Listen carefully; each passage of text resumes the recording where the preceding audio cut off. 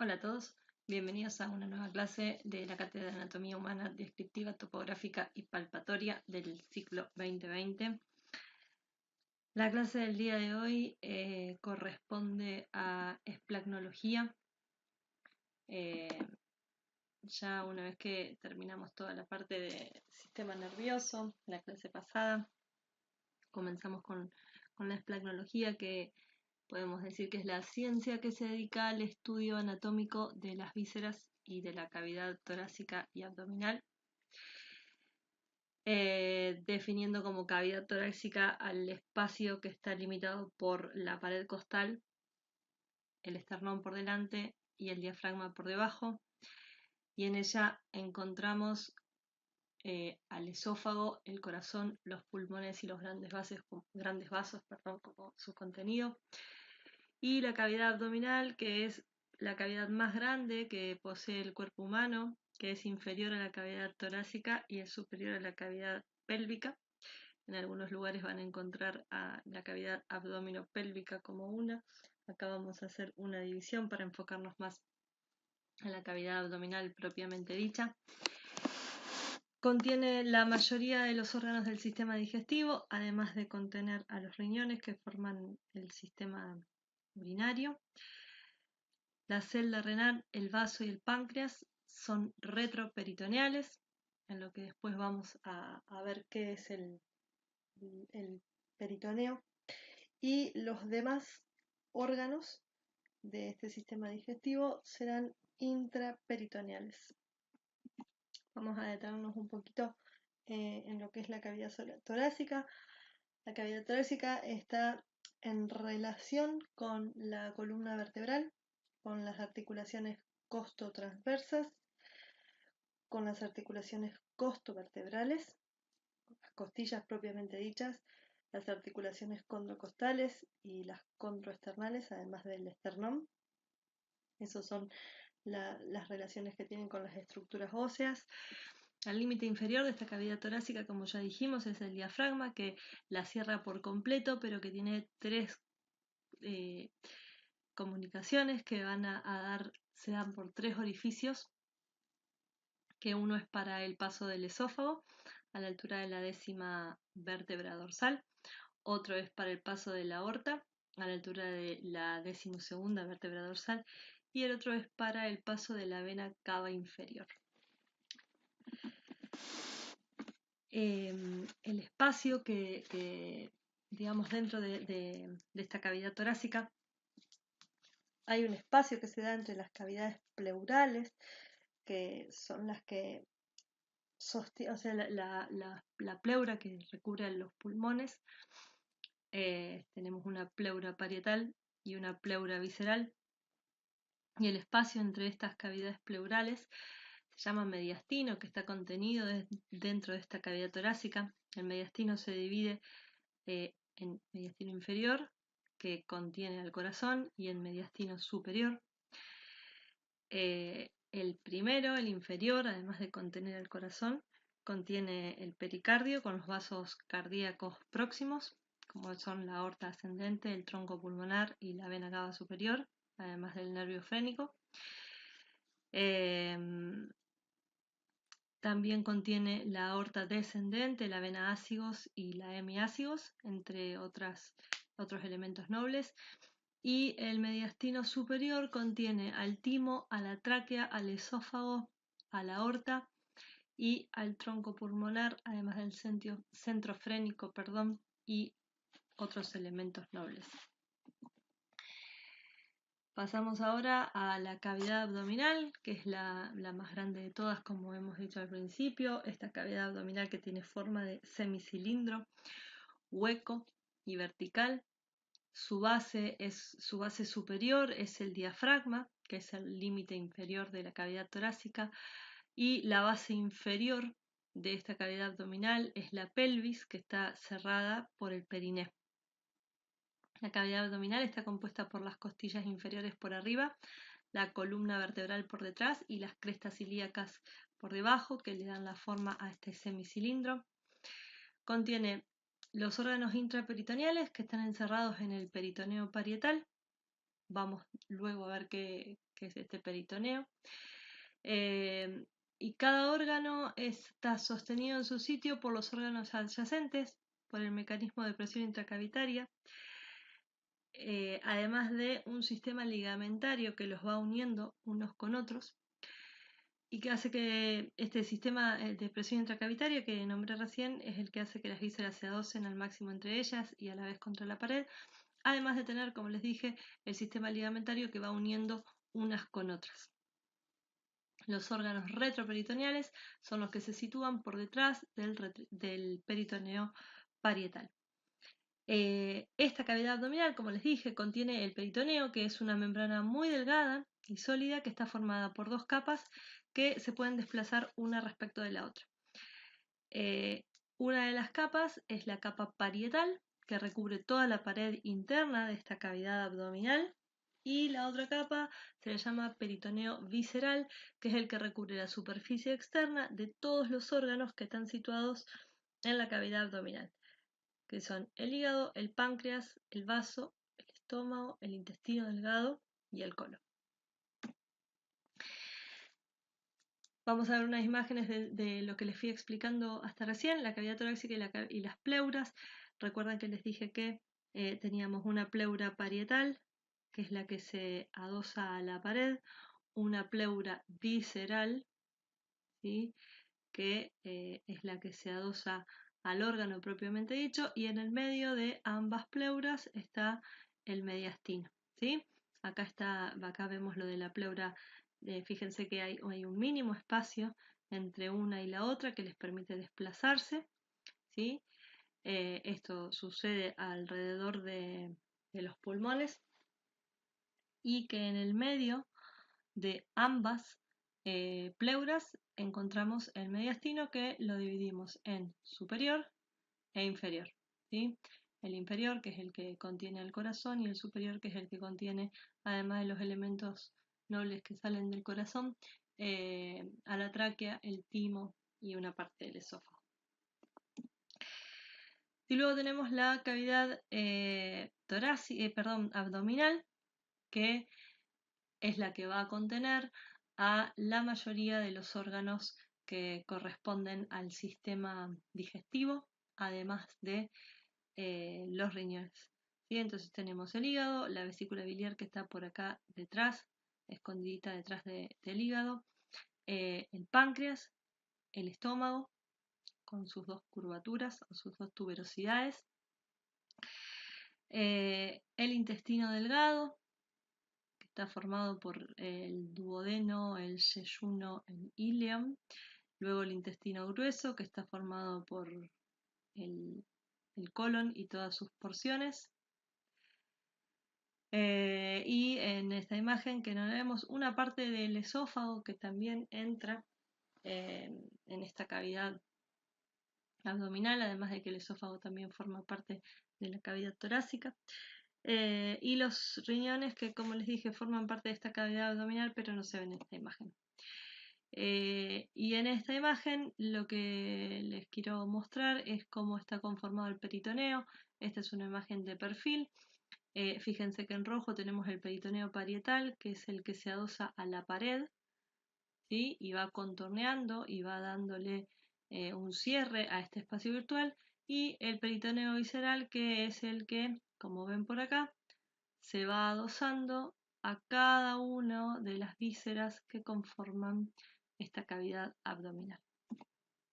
Vamos a ir explicando, en realidad la idea no es explicar en esta clase la parte del funcionamiento, ¿sí? De cada uno de los órganos. Eso ustedes lo estuvieron trabajando en las actividades 3 y 4 que deben entregar en el transcurso de la próxima semana. La idea de este trabajo de esta clase, es que ustedes puedan ubicar en las diferentes cavidades los diferentes órganos, las diferentes vísceras, y que vean cómo se van relacionando, o al menos un poco que tengan una idea de cómo se van relacionando unas con otras para poder ubicarlas en el espacio. Bien, el esófago es un conducto musculomembranoso que transporta los alimentos desde la faringe hasta el cardias gástrico. Tiene 3 partes, una cervical que mide unos 5 centímetros, una torácica de 16 centímetros y una abdominal. ¿Sí? Las 2 primeras, como lo habrán notado, hacen referencia a la relación que tiene con la columna vertebral. Y la segunda, que ya es cuando ingresa, la tercera, perdón, estos últimos 3 centímetros, que son los que ingresa a la cavidad abdominal. La porción torácica ocupa el mediastino posterior, ¿sí? Dentro del mediastino, que yo le dije que tenía una parte inferior y una parte superior, a la vez cada una de estas partes se divide en una parte anterior, una parte media y una parte posterior. ¿Sí? Entonces, una de las porciones torácicas, el esófago, estaba en el mediastino superior, entonces ocupa el mediastino superior y posterior. Está unido a la tráquea por el tejido músculo conjuntivo traqueoesofágico, ¿sí? Entonces ahí tienen el primer medio de unión de este esófago. Se encuentra desviado un poquito hacia la izquierda, por lo cual está relacionado sobre todo con el bronquio fuente izquierdo más que con el derecho. Se adhiere a la pleura parietal, que está recubriendo los pulmones, y tiene relación considerable con el pericardio, que es el que cubre al corazón.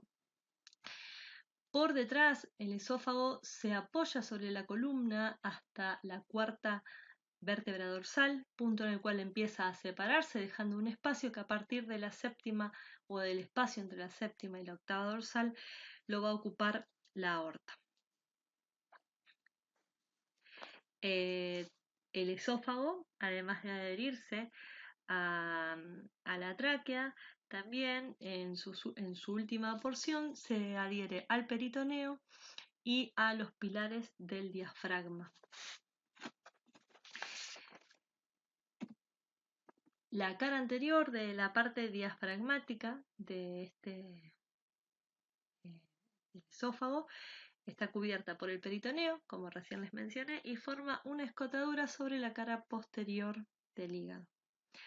La cara posterior se apoya sobre el pilar izquierdo del diafragma. La porción torácica se relaciona con la tráquea, con el bronquio fuente izquierdo, como les dije, con la pleura y con el pericardio, en su porción dentro del mediastino, por detrás con la columna vertebral, con la aponeurosis prevertebral, que cubre la columna, y con los músculos prevertebrales también, que están alrededor de la columna. La porción diafragmática se va a relacionar con el pilar izquierdo del diafragma, con la aorta por detrás y a la derecha, con la parte inferior del pulmón izquierdo, con D10 y con D11. A la izquierda lo va a hacer con el ligamento triangular del hígado y a la derecha va a correr el borde del epiplón menor, que luego vamos a ver cuáles son los 2 epiplones que tenemos en la cavidad abdominal. Entonces acá vemos una vista general del esófago que nos muestra cuál es su recorrido. Acá está a nivel de T2 y de T4, que es más posterior, y acá vean que se va anteriorizando un poquitito a nivel de T8 porque es el espacio que va a cubrir atrás la aorta. Recuerdan que dejaba un espacio, entonces acá se interpone la aorta entre el esófago y la columna. Y a nivel de T10 va a ingresar a través del diafragma para luego llegar al cardias. Recuerden que el diafragma estaba perforado para que pasen el esófago, para que pase la aorta y para que pase la vena cava inferior. Acá tenemos la relación que tiene con el bronquio fuente derecho, sobre todo más que con el izquierdo, perdón, sobre todo más que con el derecho. Y el largo que varía entre 23 y 25 centímetros, dependiendo de cada una de las personas. Los bronquios, que son estos dos bronquios fuentes que están acá marcados, el derecho y el izquierdo, a la altura de D4 y D5, o sea, la bifurcación de estos bronquios se da más o menos a la altura de D4 y D5, por detrás del manubrio esternal. Los bronquios se dirigen en una dirección oblicua, hacia abajo y afuera y ligeramente hacia atrás para penetrar en los pulmones. Esta oblicuidad es más acentuada en el pulmón derecho que en el izquierdo. Y el bronquio derecho a su vez es más corto que el izquierdo, pero su calibre es mayor. Acá vemos la longitud, este es el más largo y fíjense que está acá en el gráfico que tiene el calibre mayor el derecho respecto que el izquierdo. Vamos ahora a pasar a los pulmones, que serían la continuación de estos bronquios. La cúpula pleural, vamos a ubicarlos primero en el espacio. La cúpula pleural sobrepasa el estrecho superior del tórax, formado por la primer costilla y la articulación de C7 y D1. Hay un error ahí en el tipeo. Ese es el límite o el estrecho superior. Y el límite inferior se encuentra en una línea horizontal que pasa sobre la parte superior de D11. Las fisuras interlobales izquierdas nacen más o menos a la altura de la tercera articulación costovertebral izquierda y luego va a descender de manera oblicua hacia abajo y hacia adentro hasta la sexta articulación condrocostal izquierda. La fisura mayor derecha empieza por detrás del nivel de la cuarta articulación costovertebral, un poquito inferior respecto del anterior, y la fisura menor nace en la unión del cuarto espacio intercostal y la línea medio clavicular y alcanza el borde mediastínico a la altura del cuarto cartílago costal por delante. Estos pulmones tienen varios sistemas de unión entre sí. Entre ellos es un sistema de ventosas en los cuales se genera una presión negativa que obliga a los pulmones a permanecer pegados a la pared. Otro de estos sistemas de unión, otro de ellos es el aparato suspensorio de la cúpula pleural, que gracias a las fibras musculares del escaleno mínimo, el anterior y el medio, el ligamento vértebro-pleural y el costo-pleural lo sostienen al esqueleto, y el ligamento pulmonar y el ligamento intrapleural son los otros dos ligamentos que van a formar parte de este sistema de suspensión y de unión. El corazón tiene un sistema de unión que es muy similar al de los pulmones, que es el sistema de ventosas, que tiene esta misma presión negativa, y tiene un sistema ligamentario que es un poquito más fuerte o más estable respecto al que nombramos recién, y que está formado por los ligamentos externo-pericárdico superior, el vértebro pericárdico, el freno pericárdico derecho y el freno pericárdico izquierdo, el externo pericárdico inferior y el freno pericárdico anterior. El área cardíaca es un cuadrilátero cuyos dos ángulos superiores están situados a ambos lados del esternón, en el segundo espacio intercostal, y un dedo a través del esternón, por fuera de él. Y el ángulo inferior derecho de este cuadrilátero corresponde a la extremidad esternal del sexto espacio intercostal derecho, y el izquierdo del quinto espacio intercostal izquierdo, que está un poquitito por debajo y por dentro de la papila mamaria izquierda. Acá vemos cómo se relacionan el pulmón con los diferentes espacios intercostales y este cuadrilátero que mencionábamos recién, que es el que contiene al corazón. Tienen a la vez las relaciones con las diferentes estructuras nobles como la glándula tiroides, el tronco de la aorta y la arteria pulmonar. Y por debajo el diafragma, que es el que cierra esta cavidad torácica que queda envuelta en este espacio. Vamos ahora a pasar a uno de los componentes de la actividad de la actividad de la cavidad abdominal, que es el hígado. Está situado por debajo de la cúpula diafragmática hacia la derecha. Se prolonga hacia el epigastrio, que después vamos a ver que es una de las divisiones que se hace con, con estas proyecciones abdominales. Se prolonga hacia el epigastrio, lo rebasa ampliamente a la línea media y llega hacia el hipocondrio izquierdo, por lo cual empieza en el hipocondrio derecho y llega atravesando el epigastrio hasta este hipocondrio izquierdo. La cara superior del hígado se va a relacionar con el receso costodiafragmático, con el diafragma y con el corazón. La cara inferior, que mira hacia abajo, hacia atrás y hacia la izquierda, está excavada por dos surcos longitudinales, el derecho y el izquierdo, que lo divide en tres zonas: una zona derecha, una zona media y una zona izquierda, esta cara inferior. La zona izquierda del hígado descansa sobre la cara anterior del estómago, con el cual está relacionado, y es llamado el lóbulo izquierdo. La zona derecha corresponde a la parte externa del lóbulo derecho y presenta tres impresiones: una impresión para el colon y las otras dos para el riñón y para la glándula suprarrenal. Y la zona media es la más importante porque es la que contiene el hilio hepático, mediante el cual se darán el aporte de la vena porta, lo que es nutrición y eliminación de sustancias de desecho. El borde anterior del hígado se dirige oblicuamente desde abajo hacia arriba y de derecha a izquierda. Corre por el borde de las costillas falsas hasta la novena y la décima y luego se apoya en la pared abdominal anterior, un dedo por debajo del apéndice sifoides, y desaparece bajo la sexta y la séptima costilla izquierda. La cara posterior presenta una escotadura que se adapta al relieve de la columna y la parte más alta se encuentra en relación directa con la vena cava inferior.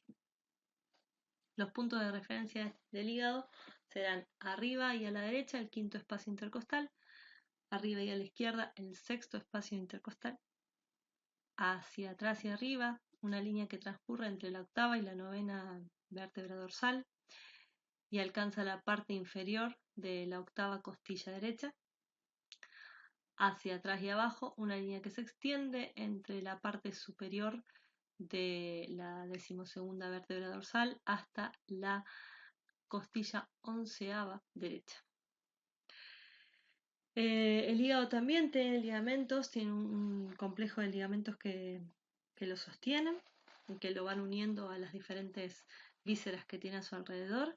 Entre los más importantes encontramos el ligamento coronario triangular, que lo comunican directamente con el diafragma. El ligamento falciforme, que también une el hígado con el diafragma. El epiplón menor, que va a unir el hígado al esófago, al estómago y a la primera parte del duodeno, que es una prolongación del ligamento coronario. Y el ligamento hepatorrenal, que como su nombre lo indica, es el que une el hígado al riñón. Tenemos, como les dije, escondidita por detrás la vesícula biliar, que se proyecta en una línea umbilical medio clavicular. Está en el punto de encuentro entre el músculo recto abdominal derecho y la novena costilla derecha. Entonces, acá tenemos 1, 2, 3, 4, 5, 6, 7, 8, 9 y en esta costilla 9 aparece por detrás del hígado la vesícula, verdecita que la ven por ahí, vamos a verla mejor en otra imagen, y en el comienzo del recto abdominal derecho. Y acá encontramos el hígado que, como les dije, si bien está en la parte derecha, rebasa la parte media y llega a la parte izquierda. Acá vemos más en detenimiento cómo se ubica la vesícula biliar. Fíjense que acá está en una transparencia, está por detrás del hígado. El hígado cómo se relaciona con el estómago y con el ángulo cólico del colon ascendente. Bien, vamos a pasar ahora al estómago, que es uno de los órganos más importantes del sistema digestivo y que forma parte de esta cavidad abdominal. La parte infratorácica anterior del estómago se extiende desde el borde izquierdo del esternón hasta la parte adyacente izquierda del tórax, por encima del quinto espacio intercostal, en el borde inferior del tórax. El cardias, que es la válvula por la cual se conectan el esófago con el estómago, está situada a 2 centímetros de la línea media, a la altura de D11 y del séptimo cartílago condrocostal izquierdo. La curvatura menor está situada entre el séptimo cartílago condrocostal y el flanco izquierdo de L1 y está adosada a la columna entre T10 y L1.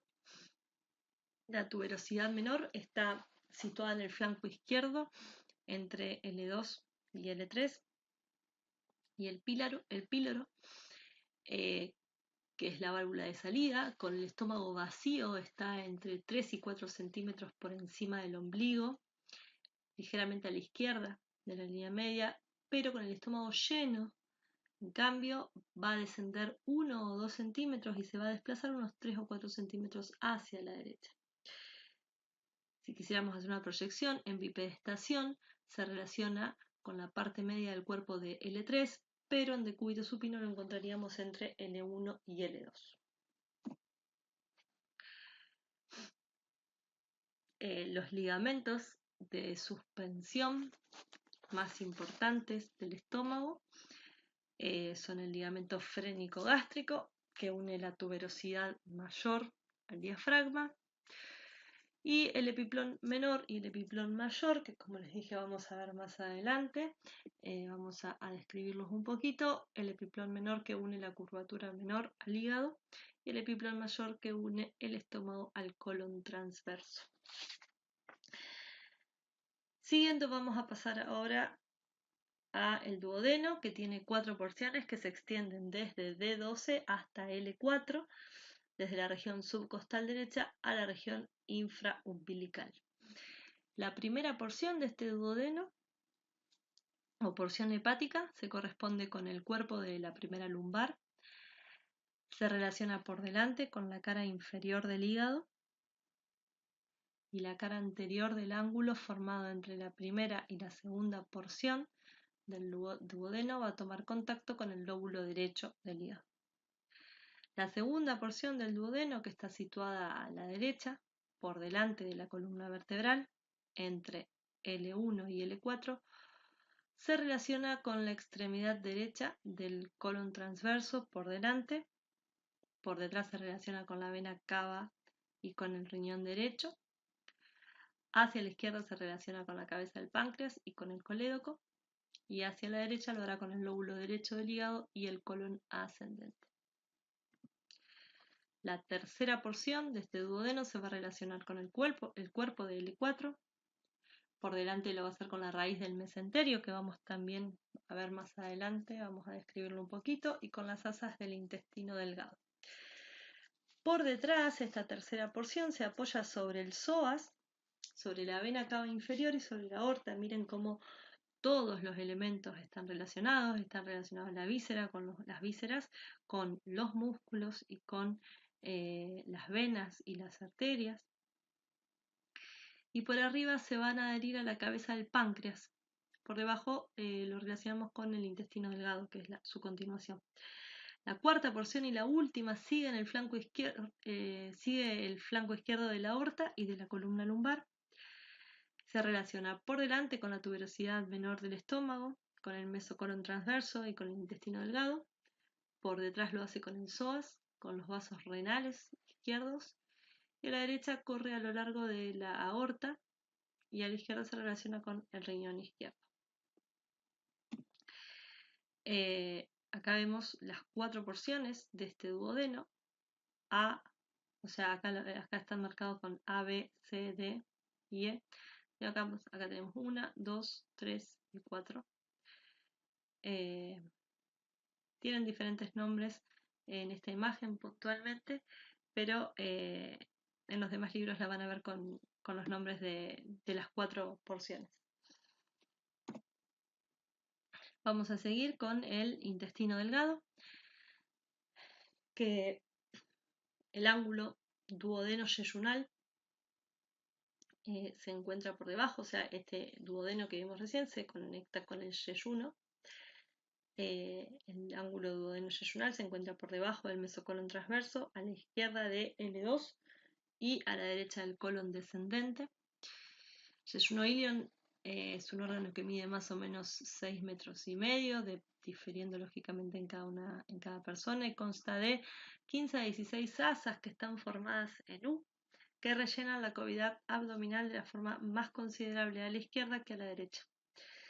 A la izquierda cubren el colon descendente y a la derecha dejan libre el colon ascendente. Se relacionan por detrás con la pared abdominal posterior y con los órganos retroperitoneales. Por delante lo hacen con el epiplón mayor. Por arriba se relacionan con el colon transverso y por debajo están en relación directa con los órganos de la pelvis menor, sobre todo con la vejiga. Acá tenemos las asas, cómo se van replegando en U, bien por debajo del colon transverso. Como les decía, el colon ascendente queda libre casi en su totalidad, mientras que el descendente está cubierto en una parte muy importante por este yeyunoilion. El duodeno, que después de conectarse con el estómago se conecta directamente con el yeyuno, que son son las comunicaciones para completar este tracto digestivo. Y este tracto digestivo termina con el colon, que se extiende. Bueno, acá no alcanzamos a ver, pero el ilion se va a través de la válvula iliocecal a conectar con el ciego, que es el comienzo del colon, que finaliza luego en lo que llamamos recto. Tiene una longitud de 1,5 metros aproximadamente, y tiene también varias partes, como vimos en el duodeno. El comienzo es el ciego, que es un fondo de saco abierto que se localiza en la fosa ilíaca derecha, que recibe el ilion, como les dije, a través de la válvula iliocecal, y se va a relacionar por adelante con la pared abdominal. Por detrás se apoya sobre el peritoneo parietal. Se relaciona con el psoas ilíaco, con los nervios cutáneo femoral lateral y génito femoral o génito crural, y por dentro está en contacto con las asas intestinales.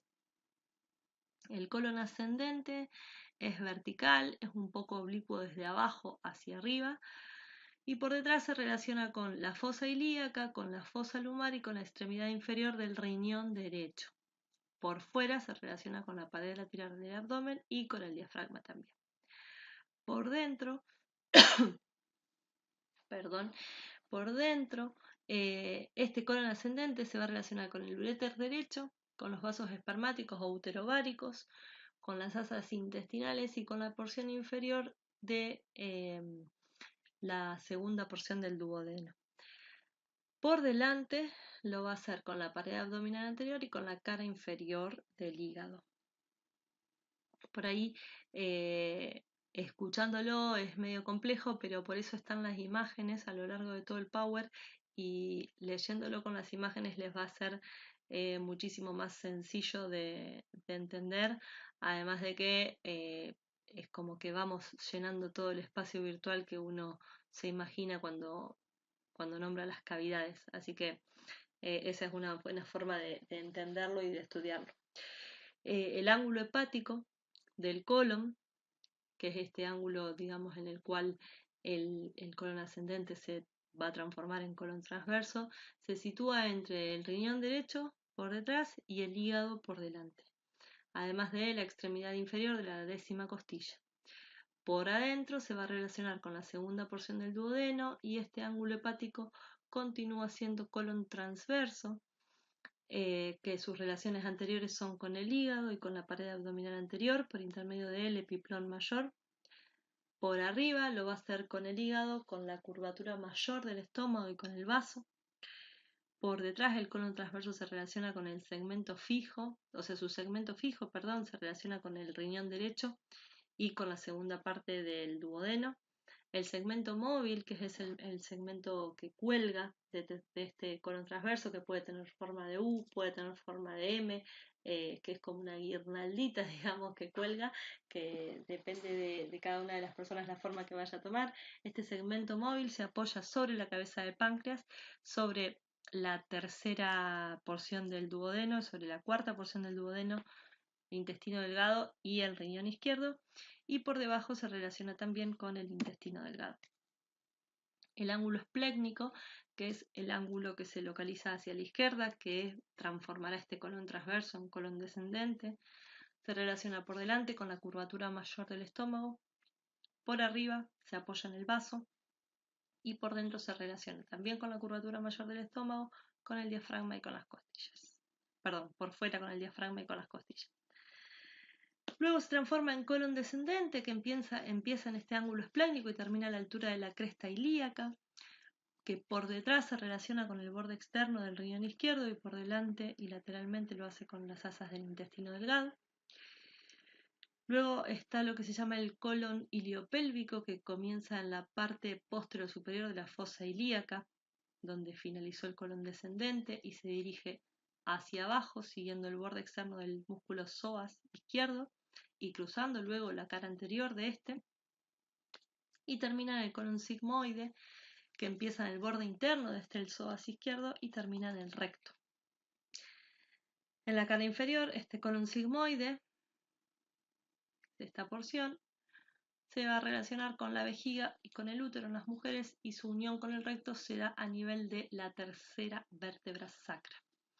Bien, entonces acá tenemos el inicio con el ciego, que es un poquito con un calibre mayor, el colon ascendente, el ángulo hepático del colon, el colon transverso, el ángulo esplécnico, colon descendente, que recuerden que estaba cubierto por las asas del intestino delgado, colon sigmoide, recto y ano, que es el fin del sistema digestivo.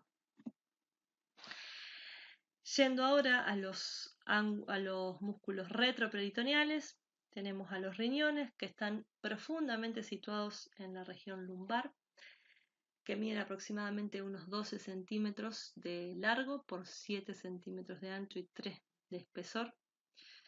La cara posterior de estos riñones se apoya contra el diafragma por un lado y otra parte que se apoya en la región lumbar sobre los tejidos blandos situados entre la 12ª costilla y la cresta ilíaca. El borde externo de los riñones se relaciona con los músculos de la pared abdominal. La cara anterior del riñón derecho se relaciona con el ángulo cólico derecho o con el ángulo hepático del colon, con la segunda porción del duodeno y con el hígado a través del ligamento hepatorrenal. La cara anterior del riñón izquierdo se relaciona con la cola del páncreas en su parte superior. Por fuera y por arriba deja una impresión sobre el vaso para que se apoye. Y el resto se relaciona con el estómago. La parte media del riñón izquierdo se relaciona con el colon transverso y con el ángulo esplécnico. Y la parte inferior lo hace con las asas del intestino delgado. Y acá tenemos en una imagen gráfica, que la verdad es que parece que es una de las mejores imágenes que tenemos para ver cuál es la relación de los riñones. Fíjense, a nivel de 12 está un poquito más alto, y luego a nivel de D3 es el límite inferior de los 3. Acá está el hígado, el derecho que está un poquito más bajo, ¿sí? Pero esta imagen me pareció una de las más claras para que los podamos ubicar. Y tenemos ahora la proyección de esta cavidad abdominal, que se divide en 9 espacios, ¿sí? 9 espacios virtuales, que cada uno contiene un órgano o una parte de un órgano. Los órganos generalmente van a, como les comentaba en el caso del hígado, van a ocupar más de una de estas divisiones, ¿sí? Pero es importante que las sepamos a todas ellas. Tenemos de izquierda a derecha el hipocondrio izquierdo, el epigastrio en la parte superior y el hipocondrio derecho. Luego en la parte media tenemos el flanco izquierdo, el mesogastrio o región umbilical y el flanco derecho. Y para finalizar en la parte inferior tenemos la fosa ilíaca izquierda, el hipogastrio o la zona infraumbilical y la fosa ilíaca derecha. Vamos ahora a ver cuáles son los contenidos de cada una de estos espacios virtuales. El hipocondrio derecho, el hipocondrio derecho contiene el hígado, la vesícula biliar, el ángulo hepático del colon, la glándula suprarrenal y el riñón derecho. El epigastrio contiene el estómago, una parte del estómago, una parte del duodeno y una parte del páncreas. El hipocondrio izquierdo contiene a la cola del vaso, al ángulo esplécnico del colon, a una parte del páncreas también, la glándula suprarrenal izquierda y el riñón izquierdo. El flanco derecho, que contiene una parte del colon ascendente, el uréter derecho y las asas delgadas. El mesogastrio o región umbilical, que contiene también otra parte de las asas delgadas y una parte del colon transverso. El flanco izquierdo, que contiene una parte del colon descendente, el uréter izquierdo y asas delgadas también. La fosa ilíaca derecha, que contiene al ciego, al apéndice cecal y las trompas y ovarios derechos. El hipogastrio, que contiene al epiplón mayor, contiene también una parte de las asas delgadas, contiene la vejiga y el útero. Y la fosa ilíaca izquierda, que contiene el colon sigmoide, las trompas y los ovarios izquierdos. Acá tienen cómo está el colon y las asas delgadas, cómo están distribuidas en las proyecciones abdominales. Y acá tenemos otra imagen que menciona lo que mencionamos recién, de cuál es el contenido de cada uno de los cuadrantes. Como se habrán dado cuenta, hemos nombrado muchas veces los epiplones a lo largo sobre todo de la cavidad abdominal. Los epiplones son medios de unión que tenemos entre las vísceras. Tenemos el epiplón gastrocólico o epiplón mayor y el epiplón gastrohepático o epiplón menor. El primero es un pliegue peritoneal grande que tiene 4 capas, que se cuelga como un delantal desde la curvatura mayor del estómago y la porción proximal del duodeno, y tras bajar se repliega hacia atrás y se une a la cara anterior del colon transverso y a su mesenterio. Y luego tenemos el epiplón menor, que es el que une el estómago con el hígado. Es un pliegue peritoneal más pequeño que el anterior, que tiene 2 capas solamente y conecta la curvatura menor del estómago y la parte proximal del duodeno con el hígado. Y otra de las cosas que también hemos nombrado a lo largo de la clase de hoy es el mesenterio, que en anatomía se lo designa, con el nombre de mesenterio a una porción del peritoneo que tapiza el intestino delgado y lo une a la pared abdominal posterior. Mesenterio es una lámina delgada de tejido que consta con 2 capas, una interna o visceral que está en contacto con el intestino y otra externa o parietal, que es más o menos lo mismo que les comentábamos de la pleura y del peritoneo. Posee 2 inserciones, una parietal llamada raíz del mesenterio y otra visceral que lo une a las asas intestinales. Tanto el yeyuno como el ilion están unidos a este mesenterio y entre ambas capas se disponen los vasos sanguíneos y se desplazan una respecto de la otra. Acá tenemos la imagen del epiplón mayor, ¿sí?, que cae como un delantal, y acá tenemos el mesenterio, que es el que va uniendo uno con otro. Bien, y tenemos la imagen del colon que va uniendo con las diferentes asas. Bien, hasta acá todo lo que es esplagnología. Como les dije durante la charla, es importante que se sienten con las imágenes y que vayan intentando asociarlos. Es importante que sepan que todas las vísceras están asociadas a la pared por este sistema de presión negativas y están asociadas entre ellas a través de un sistema ligamentario, como ocurre en las otras articulaciones del cuerpo. Estas son articulaciones que suceden entre las vísceras. Es importante hacer la relación con las estructuras anatómicas que ya veníamos estudiando para que nos sea más fácil de graficar y que para que podamos ubicarlas en el espacio. Así que muy bien, espero que no haya sido muy confuso, que puedan entenderlo y cualquier consulta, como siempre, estamos en contacto.